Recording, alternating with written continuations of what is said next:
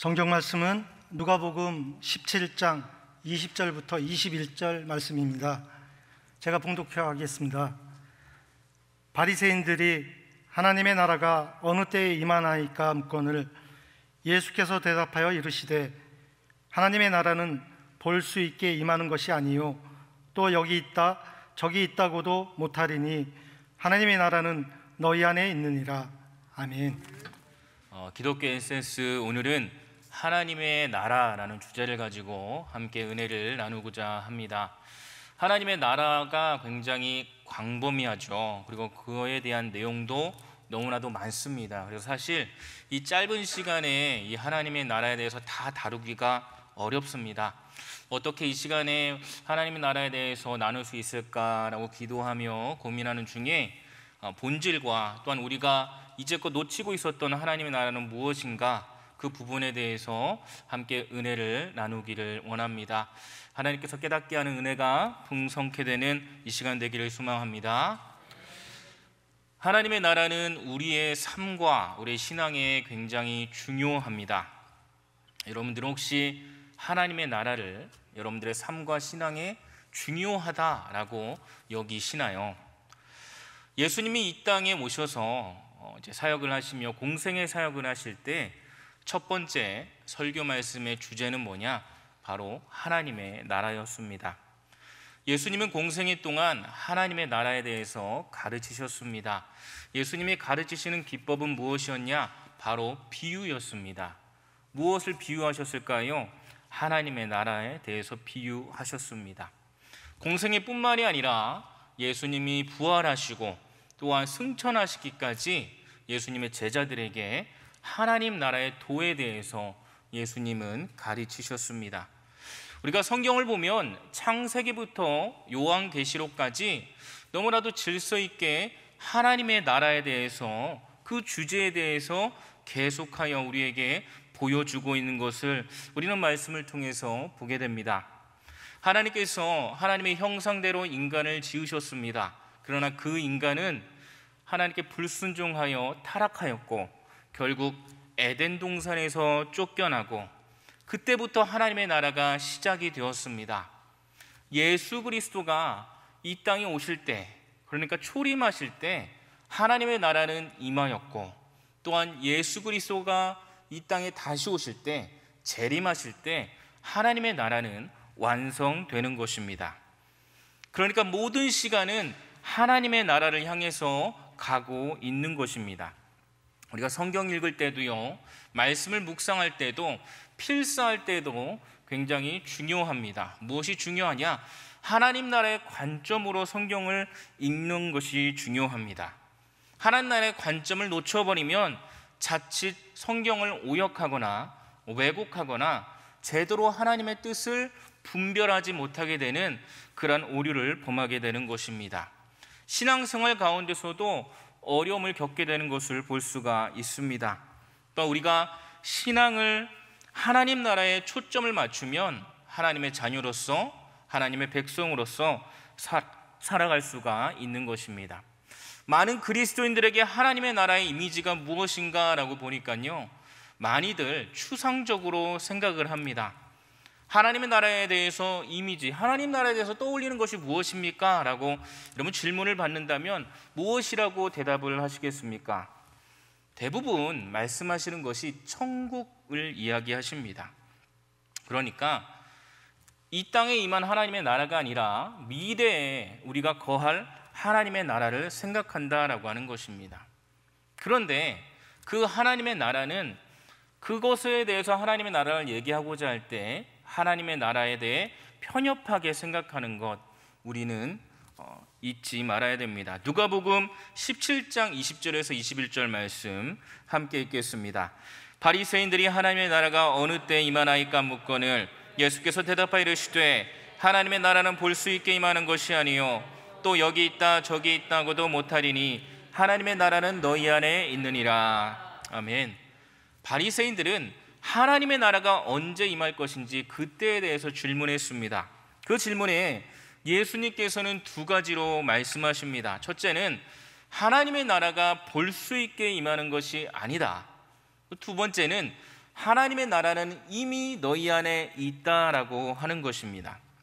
바리새인들은 구약의 예언자들의 그런 말씀대로 하나님의 나라가 임하기를, 메시아가 오기를 대망하였고 고대하였고 기다렸습니다. 메시아가 오셔서 이스라엘에 닥친 이 모든 문제 가운데 이 나라를 회복시키고 또 이 모든 문제를 타개하여서 진정한 평화가 임하기를 그렇게 소망했던 것입니다. 다시 말하면 바리새인들은 이미 하나님의 나라가 임하지 않았다, 하나님의 나라가 오지 않았다라고 생각을 한 것이죠. 바리새인만 그럴까요? 대부분의 그리스도인들, 성도들, 이 하나님의 나라에 대해서 물어보면 이미 하나님의 나라가 임했음을 고백하는 것이 아니라 앞으로 가야 되는 그런 하나님의 나라에 대해서 소망을 가지고 기대하고 있고 또 그것을 위하여 열심히 신앙생활을 해야 된다라고 고백을 합니다. 하나님 나라에 대해서 중요한 개념이 있는데요, 이것은 이미 임한 하나님의 나라와 아직 임하지 않은 하나님의 나라 사이에 우리가 있다라고 하는 것입니다. 그런데 우리는 주로 임한 하나님 나라보다는 다가올 미래의 하나님의 나라에 대해서만 관심을 가지죠. 이는 종말론과 심판에 대해 지대한 관심을 가지고 있는 것입니다. 이렇게 될 때 우리는 우리 가운데 진정 임하여 역사하시고 누려야 될 수 있는 하나님의 나라를 놓치게 됩니다.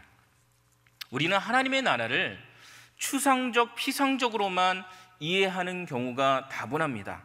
또한 미래적인 경우로만 생각하는, 그렇게 추상적이고 모호하며 피상적으로만 생각하는 그런 하나님의 나라를 생각합니다. 하나님의 나라는 무엇인가? 원어를 보니까요, 하나님의 나라는 헬라어로 바실레이아라고 이야기를 합니다.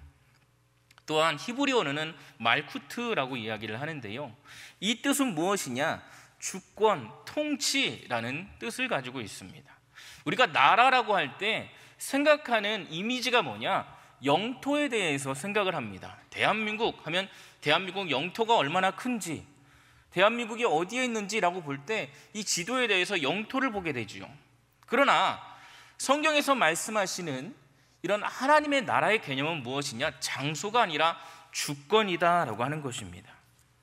하나님의 나라가 주권이라는 개념이 될 때 하나님이 다스리는 어느 곳이든 하나님의 나라가 될 수 있다라고 하는 것, 우리는 분명히 기억해야 될 줄로 믿습니다. 그 삶의 현장이나 장소의 주인이 누구이냐가 아니라 진정 하나님께서 그곳의 주인이 될 때, 또한 하나님이 그곳에 거할 때 온전히 그곳이 하나님의 나라가 되는 것입니다. 우리가 잘못 생각하거나 또한 착각하는 것이 있어요. 교회 안에서, 공동체 안에서, 모임 안에서 신앙적인 용어나 거룩한 용어들을 많이 사용한다고 해서 그것이 하나님의 나라다라고 생각하는 경우가 있습니다. 그러나 거기에서 우리가 더 나아가 교회 사역 속에, 또한 공동체 가운데 하나님의 뜻 안에서 하나님이 주인 되시는 실질적인 역사를 경험해야 됩니다. 교회 안에서, 공동체 안에서 이 우리의 삶 가운데 하나님이 주인이 되시는 그런 삶의 고백이 이루어질 때 진정 그 가운데 하나님의 나라가 이루어지는 것입니다. 우리가 하나님의 나라를 확장시킨다라고 이야기를 합니다. 오늘 선교위원회 헌신예배인데요, 선교를 이야기할 때, 전도를 이야기할 때 하나님 나라를 확장시키기 원합니다라고 기도하는 것을 볼 수가 있습니다. 하나님 나라를 확장시키기 위해서는 어떻게 해야 될까요? 아까 말씀드린 것처럼 전도해야 되지요, 선교를 해야 되지요. 그런데 우리가 전도라는 단어, 선교라는 단어를 우리가 이야기를 할 때 내부적인 요소가 아니라 외부적인 측면에서 그런 단어를 사용하는 것을 볼 수가 있습니다. 다시 말하면 예수님을 믿지 않은 사람, 아직 복음으로 확장되지 못하는 그 영토, 그곳을 선교지라고 생각을 해서 그것을 확장시켜야 된다라고 이야기한다라고 하는 것입니다. 그런데요, 성경을 보니까 그 영토를 확장시키기 전에 그곳에 하나님의 복음, 예수 그리스도를 전하기 전에 이미 우리 가운데 임한 그 하나님의 그런 뜻이 우리 삶 가운데 확장되어지는 것을 먼저 소망해야 된다는 것을 분명히 깨달아야 할 줄로 믿습니다. 다른 이들에게 예수 그리스도를 전하고 복음을 전하고 그 땅을 밟으며 하나님의 그런 나라가 임하기를 원하기 전에 1차적으로 우리들이 그 나라를 온전히 경험해야 된다라고 하는 것입니다. 우리 내면 안에서 하나님의 주권과 다스림이 분명히 있어야지만 하나님의 나라가 확장될 수 있는 시발점이 된다라고 하는 것입니다. 그 시작이 외부에서 일어나는 것이 아니라 먼저 내 안에서 이루어질 때 진정 나를 통해서 많은 이들이 주님을 만나게 되고 또 나를 통하여서 예수님을 모르는 어둠 가운데 있는 자들이 빛 가운데로 나와올 수 있는 줄 믿으시기 바랍니다. 하나님의 통치가 점점 내 삶의 전반으로 확장되어져야 됩니다.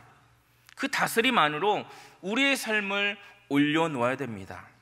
그래서 내 안에서 하나님의 나라가 먼저 점점 커져가는 것을 경험해야지, 그래야지만 비로소 내가 하나님의 나라를 외부적으로 확장시킬 수 있는 준비가 되는 것입니다.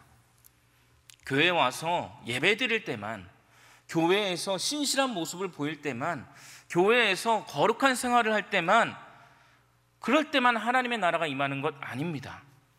진정 내 삶 가운데 나를 통치하시고 나를 다스리는 분이 누구인지, 정말 그분이 하나님이라면 이미 우리 가운데에서는 그 하나님의 나라가 실현되어질 줄로 믿습니다.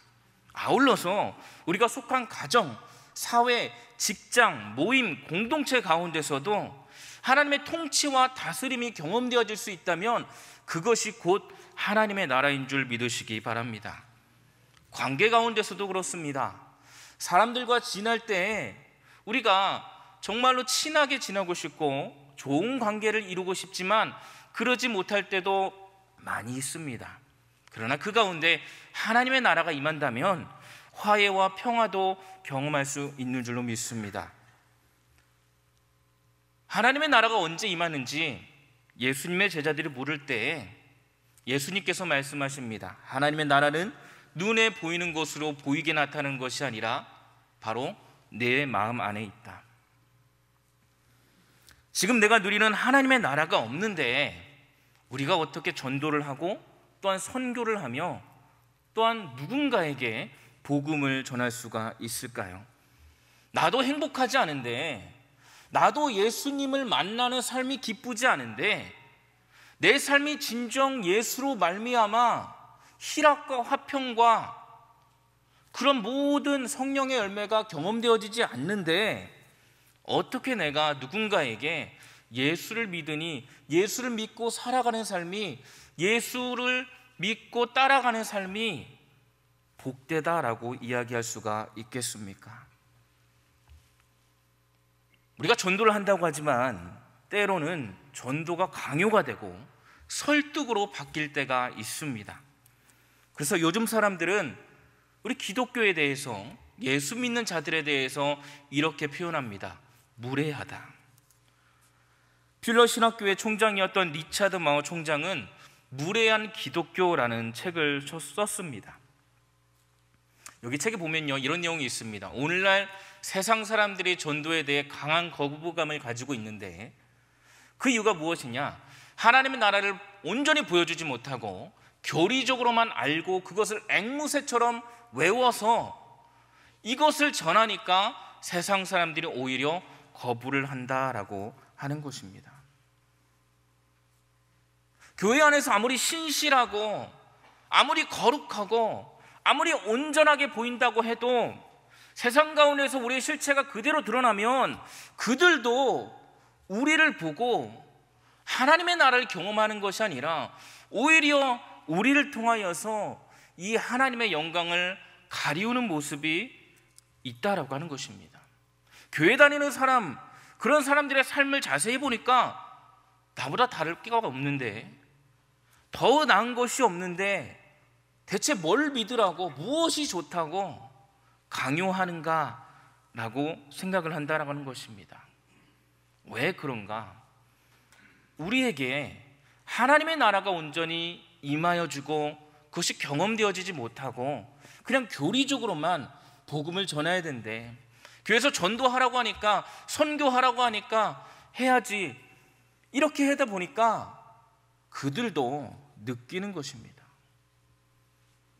하나님의 나라와 세상의 나라가 얼마나 다른가 우리가 보여줘야 될 줄로 믿습니다.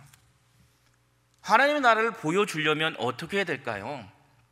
내가 하나님의 나라를 경험하고 내 삶에 이 하나님의 나라의 실체가 있어야 될 줄로 믿습니다.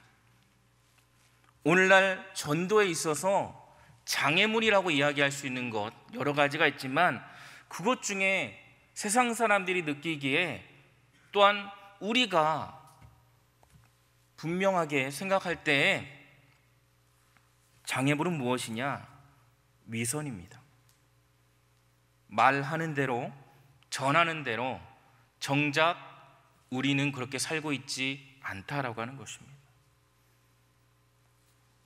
전도는 다른 게 아닙니다. 나에게 임한 하나님의 나라, 내가 지금 누리고 있는 그 나라가 나를 통해서 보여질 때 그들도 하나님의 나라를 궁금해하고 나아가 소망의 삶으로 또한 이어지는 그런 삶이 바로 전도다라고 하는 것입니다. 우리가 온전히 그리스도의 본이 되어올 때에, 진정 이 하나님의 나라가 우리 가운데 보여질 때에 이 전도, 온전한 하나님 나라의 복음을 전하게 될 수 있다라고 하는 것입니다. 마태복음 5장 7장까지에 예수님께서는 하나님의 나라를 사랑하는 것이 어떤 것인가 말씀하고 있습니다. 산상수훈인데요, 하나님의 백성으로 사랑하는 것이 어떤 것일까? 나를 핍박하는 사람들을 축복해 주는 것, 용서해 주는 것, 도리어 허물을 덮어주는 것, 평화를 이루어가는 것, 비교하거나 경쟁하지 않는 것, 이기적이거나 탐욕적이지 않는 것, 이외에도 더 많은 것들이 있지요. 그러나 우리가 지금 보여지는 화면 가운데 지금 7가지 가운데 과연 몇 가지나 우리가, 6가지네요. 6가지 가운데 몇 가지나 우리는 순종하고 또한 행하고 있나요? 이 모든 것을 우리가 행하며 나아갈 수 있을 때 진정 우리 가운데 하나님의 나라가 실현될 줄로 믿습니다. 하나님의 나라가, 이 하나님의 역사가, 하나님의 은혜가 온전히 우리 삶 가운데 이루어져야 되는데, 외부로부터 이루어지기 소망하기보다는 먼저 이루어져야 되는 것이 어디냐? 바로 우리의 마음입니다. 내가 뭔가를 행동하려고 애쓰려고 하지 않아도 됩니다. 하나님이 일을 하셔야 그때야 비로소 하나님의 역사를, 또한 하나님의 나라를 경험하게 되는 줄로 믿으시기 바랍니다. 한번 질문해 보시기 바랍니다. 하나님이 요즘 내 안에서 무슨 일을 하고 계시는가? 내가 주님을 위해서 어떤 일을 하고 있는가가 아니라 하나님이 내 삶 가운데, 주님이 내 안에서 어떤 일을 하고 있는가라고 하는 것입니다. 우리는 후자보다 전자를 더 기쁘게, 또한 더 헌신하며 열정적으로 해나가고자 합니다. 내가 주님을 위해서 뭘 자꾸 해야 돼. 여러분, 그런데 생각해 보니까요, 내가 주님을 위해서 할 수 있는 게 많지가 않아요. 아니, 없어요. 대체 무엇을 내가 주님을 위해서 할 수 있나요? 내가 주님을 위해서 할 수 있는 것은 무엇이냐? 내려놓는 겁니다. 나 자신을 내려놓는 것, 자아를 내려놓는 것, 나는 죽고 오직 예수 그리스도만 내 안에 살게 하는 것, 이것이 바로 내가 할 수 있는 것이라고 이야기할 수 있습니다. 그렇게 본다면 내가 할 수 있는 것 아무것도 없지요. 내 삶의 역사를 일으키시는 분은 바로 하나님인 줄로 믿습니다. 하나님의 나라는 멀리 있는 것이 아닙니다. 가까이 있고, 하나님의 나라는 하나님의 하나님께서 역사하시는 그곳에서 일어나는 줄 믿으시기 바랍니다. 때때로 우리가 신앙생활 하지만 신앙생활 가운데서도 어려움을 경험하실 때가 있습니다.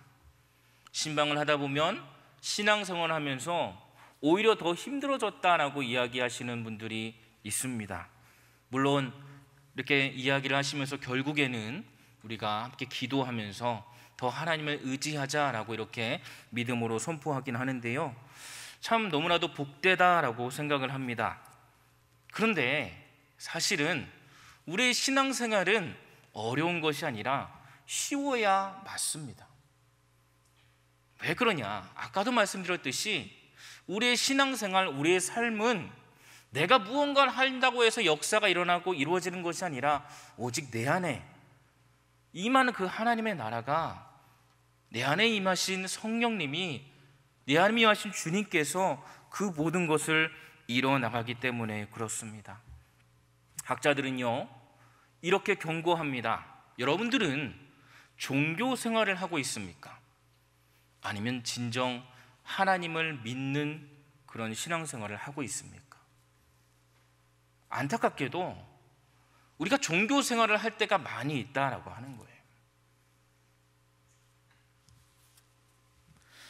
마태복음 11장 28절에서 30절 말씀에 주님께서 말씀하십니다. 우리 함께 읽겠습니다. 수고하고 무거운 짐진 자들아, 다 내게로 오라. 내가 너희를 쉬게 하리라. 나는 마음이 온유하고 겸손하니 나의 멍에를 메고 내게 배우라. 그리하면 너희 마음이 쉼을 얻으리니 내 멍에는 쉽고 내 짐은 가벼움이라 하시니라. 아멘. 여기서 말씀하시는 짐은 종교적 짐입니다. 율법적인 짐입니다. 그 당시 바리새인들이 이스라엘 백성들에게 짐을 지어줬습니다. 근데 이 짐이 무엇이냐? 율법적인, 형식적인 하나님께서 말씀하시는 그런 짐이 아니라 이런 세속적인 짐을 그들이 지어줬다라고 하는 것입니다. 안타깝게도 일상적인 삶, 이 노마의 압제와 여러 가지 그러한 경제적인 어려움과 이런 것도 참 힘들고 어려운데, 교회 안에서조차 이런 종교, 교회 안에서조차 하나님의 말씀이 아니라 종교적인 그 어떤 짐을 지어준다. 그것도 교회 지도자가. 그 당시 이스라엘, 그 유대인이 얼마나 힘들었을까 생각해 보게 됩니다. 그러나 주님은 말씀하십니다. 우리가 무거운 짐을 지고 허덕이는 삶, 그것이 주님께서 바라시는 것이 아니다라고 하는 것입니다. 하나님의 나라를 누리는 삶은 그것이 아니다라고 하는 것입니다. 하나님 나라를 누리는 삶은 무엇입니까? 진정 하나님이 우리에게 허락하시는 삶은 무엇일까요? 로마서 14장 17절 말씀을 함께 읽겠습니다. 하나님의 나라는 먹고 마시는 것이 아니요 오직 성령 안에 있는 의와의 평강과 희락이니라. 아멘. 하나님의 나라는 외적인 것이 아니다라고 하는 거예요. 세속적으로 우리가 얻을 수 있는 그런 것들이 아니다라고 하는 겁니다. 하나님의 나라는요, 오직 성령 안에서 살아가는 삶인 줄로 믿으시기 바랍니다. 성령 안에서 살아갈 때 자연스럽게 기쁨이 나오고 평강이 나오고 희락과 화평, 찬송과 감사와 영광을 돌릴 수 있는 줄로 믿습니다. 신앙생활은 바깥의 행동으로부터 안으로 무엇인가를 흘려보내는 것이 아닙니다. 안에서 밖으로 흘려보내는 것이 참된 신앙생활입니다. 안에서 밖으로 흘려보내는 것 누가 하시는 건가요? 내가 할 수 있습니까? 아닙니다. 그 안에는 무엇이 있습니까? 복음이 있고 진리가 있고 성령이 있습니다. 우리 안에 내주하시는 그 주님이 온전히 우리의 삶을 주관할 수 있도록 우리가 내어드려야 될 줄로 믿습니다. 그러면 내 바깥의 그런 모습들도 바뀌게 될 줄로 믿습니다. 복음이 우리 안에서 역사할 때 터져나오는 그 무엇이 나올 수밖에 없습니다. 우리가 그 무엇인가 노력해서 터져나오는 것 없습니다. 찬송가 이런 가사가 있지요. 무거운 짐을 나 홀로 지고 견디다 못해 쓰러질 때 불쌍히 여겨 구원해 줄리 은혜의 주님 오직 예수. 내가 무거운 짐을 질질 끌고 가서 구원을 얻는 것이 아니다라고 하는 거예요.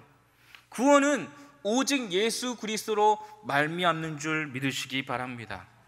무거운 짐, 이 죄된 모든 것을 그분께 맡기고 온전히 그분을 나의 주인으로, 내 삶의 주관자로, 내 삶을 통치하시는, 내 삶을 다스리는 분으로 섬기며 나아갈 때에 나를 통하여서 나의 모든 삶 가운데 하나님의 나라를 경험하게 되는 줄 믿으시기 바랍니다.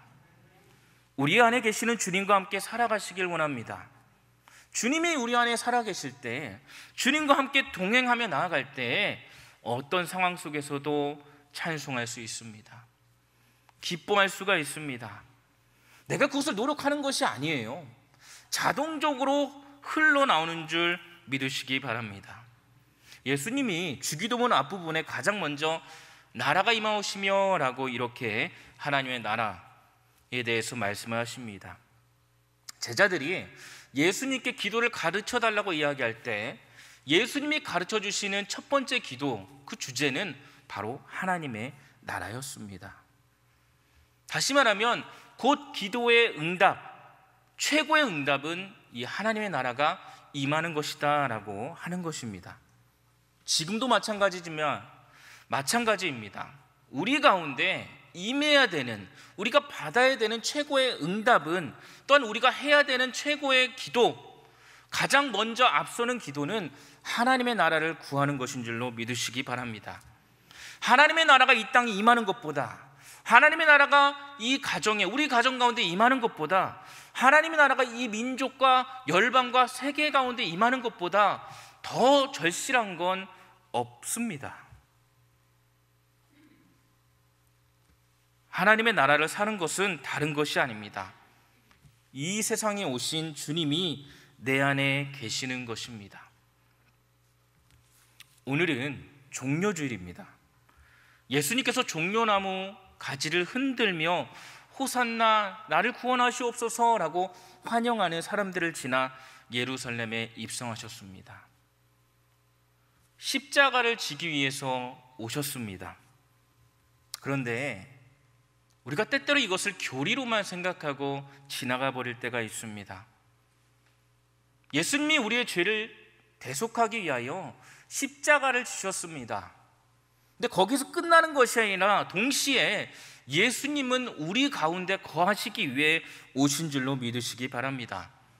예수를 믿고 천국 간다, 물론 맞습니다. 그러나 이것이 온전한 신앙의 본질, 이것이 온전한 하나님의 나라를 아는 것 아닙니다. 지금 우리 안에 예수님이 임재해 계신다는 것, 우리의 일상과 우리의 모든 삶의 모든 영역에도 주님께서 함께 하신다는 것, 그 주님의 임재를 경험하고 살아가는 것, 그것이 무엇보다도 중요한 줄 믿으시기 바랍니다. 갈라디아서 2장 20절 말씀을 우리가 함께 보겠습니다. 이런 말씀이 있습니다. 내가 사는 것이 아니요 오직 내 안에 그리스도께서 사신다. 이 말씀이 우리의 삶에 온전히 실제가 되시길 간절히 소망합니다. 하나님은 어디 계십니까? 하나님은 우리 안에 계십니다. 우리와 함께 하십니다. 우리 안에서 역사하십니다. 우리가 잘 하려고 하는데 한계에 부딪히고 넘어지게 되는 경우가 있습니다. 신앙생활을 열심히 하려고 하는데 언제나 제자리처럼 여겨지는 경우도 있습니다. 왜 그럴까요? 다른 것이 아니라 내가 주도하려고 하기 때문에 그래요. 내가 능력이 없는데, 내가 할 수 있는 것이 없는데 내 힘으로 무언가 자꾸 해보려고 하기 때문에 제자리 걸음 부족하다라고 여긴다라고 하는 겁니다. 그러나 우리의 주도권, 우리의 삶의 모든 통치권, 그 모든 것을 내려놓고 주님만이 내 삶을 주관하시고 내 삶을 이끌어 가시고자 할 때에 진정 우리는 한 단계 더 성숙해져가는 그런 신앙생활을 하게 될 줄로 믿습니다. 주님은 우리 안에서 하나님의 나라를 경험하도록 오셨습니다. 그런데 그분이 우리 안에만 그냥 머물러 계시게 하면 안 됩니다. 예수님의 자리는 다름이 아니라 우리의 삶을 인도하시고 또한 통치하시고 주관하시는 자리, 내가 이리 갑니다 저리 갑니다 라고 하는 것이 아니라 예수님께서 이쪽으로 가라 저쪽으로 가라, 멈춰라 앉아라 서라 할 수 있는 그 자리에 예수님을 진정한 우리의 삶의 주인으로 모셔야 됩니다. 하나님의 나라가 이루어지기 위하여 우리는 무엇보다도 우리 자아가 죽어야 될 줄로 믿습니다. 자기가 부인되어져야 하고 또한 내 자신이 비워줘야 되는 것입니다. 그런데요, 죄로 물들어진 우리의 삶에 우리 자아의 그런 어떤 왕국은 생각보다 견고합니다. 분명히 우리는 교리로 듣고 말씀으로 들어서 알고 있습니다. 내 삶의 주인은 내가 아니라 주님이 되셔야 된다. 그런데 내 삶의 주인을 빼앗기기가 너무나도 힘들어하는 그런 모습, 연약한 모습을 발견하게 됩니다. 내가 왕이 되는 순간, 내 삶의 주인이 되는 순간 온전히 내 삶 가운데서는요, 평화가 임하는 것이 아니라 갈등과 어떠한 전쟁의 연속 속에서 살아가게 되는 것을 경험합니다. 혹여나 내 삶이 무언가 계속 싸우고 있고 평화가 임하는 것이 아니라 기쁨이 임하는 것이 아니라 뭔가 계속 신경이 곤두서 있고 어려움이 있다면 우리는 한번 돌아봐야 됩니다. 내가 진정 하나님의 나라를 경험하고 있는가? 예수를 믿고 그 어떤 삶보다 풍성하고 복되고 기쁘다라고 이렇게 고백을 하시는 경우를 보게 됩니다. 예수를 믿기 시작할 때도 그렇지만 갈수록 예수를 믿는 것에 대해서 더 이것을 깊이 경험해야 되는데, 혹시 여러분들은 더 이것을 깊이 경험하고 계십니까? 지금 하나님의 나라가 여러분 가운데 경험이 되어지시나요?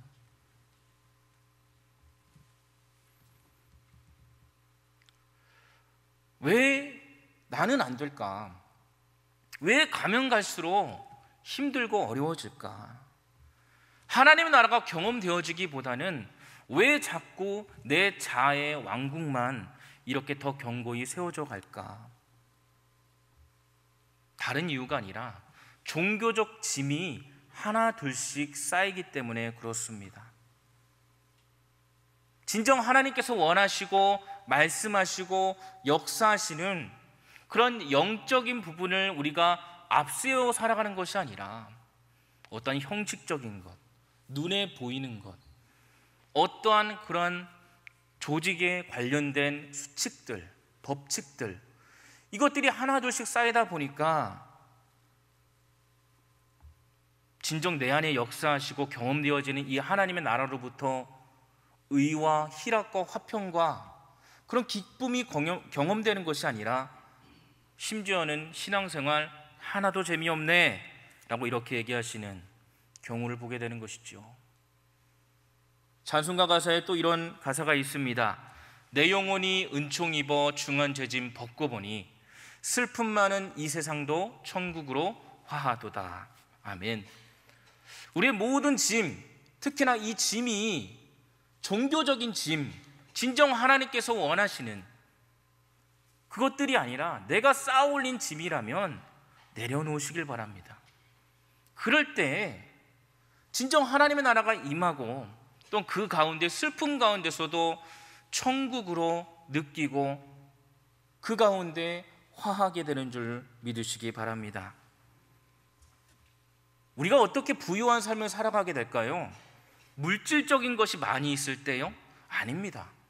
하나님의 나라가 온전히 우리 가운데 경험되어질 때 세상이 알 수 없는 진정한 부유한 삶을 사게 되는 줄 믿으시기 바랍니다. 이런 물질이 많이 있는데 굉장히 내 삶이 불안해요. 평화가 없습니다. 여러분, 그것이 부유한 삶입니까? 아무것도 없는데, 아무것도 없고 오직 하나님만, 주님만 내 안에 계시는데 걱정이 없습니다. 염려가 없습니다. 평화가 있습니다. 안정감이 느껴집니다. 이것이 진정 부유한 삶, 진정 우리가 소망해야 된 하나님의 나라, 그것을 이루는 삶이 아닐까요? 다시 말하면 하나님의 나라는 이 세상의 그 어떤 것보다도 비교할 수가 없습니다. 진정 하나님께서 우리의 삶 가운데 삶을 통치하시고 다스릴 때 우리는 그 어떤 것보다 놀라운 자유 또한 기쁨과 평강을 경험하게 되는 것입니다. 고린도전서 6장 10절 말씀은 하나님의 나라를 살아가는 삶의 모습을 잘 말씀해 줍니다. 함께 읽겠습니다. 근심하는 자 같으나 항상 기뻐하고 가난한 자 같으나 많은 사람을 부유하게 하고 아멘. 다시 한번 읽어볼까요? 근심하는 자 같으나 항상 기뻐하고 가난한 자 같으나 많은 사람을 부유하게 하고 아무것도 없는 자 같으나 모든 것을 가진 자로다. 아멘. 이것이 바로 하나님의 나라를 살아가는 삶, 그런 나라를 살아가는 백성들의 모습인 줄로 믿습니다. 주님과 동행하며 내 삶의 주인으로 모실 때 불가능한 것처럼 보이지만 얼마든지 이것이 가능하다라고 하는 것입니다. 이러한 삶을 살아낼 수 있는 것은 우리 안에 주님이 사시면 가능합니다. 하나님의 나라를 온전히 구하시기를 바랍니다. 하나님의 나라를 경험하는 은혜가 있기를 소망합니다. 여러분 가운데 이 하나님의 나라가 온전히 누려지시길 바랍니다. 또한 하나님의 나라가 여러분 가운데서 확장되어져서 전도도 할 수 있고 선교도 할 수 있으며 진정 하나님의 뜻을 이뤄나가기를 간절히 소망합니다.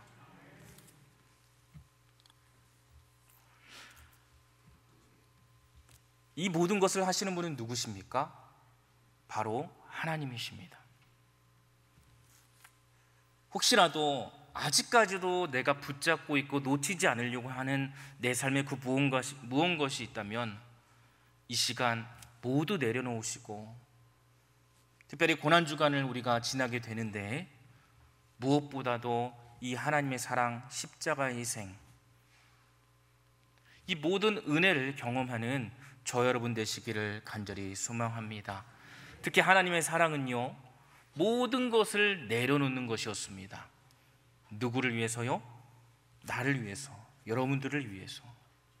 하나밖에 없는 아들을 죽인다라고 하는 것, 여러분 그것을 어떻게 감당할 수가 있을까요? 우리가 온전히 주님 앞에 내려놓고 하나님의 나라를 경험할 때에 진정 우리 가운데 하나님의 온전한 뜻이 이루어지기를 간절히 소망합니다. 기도하겠습니다.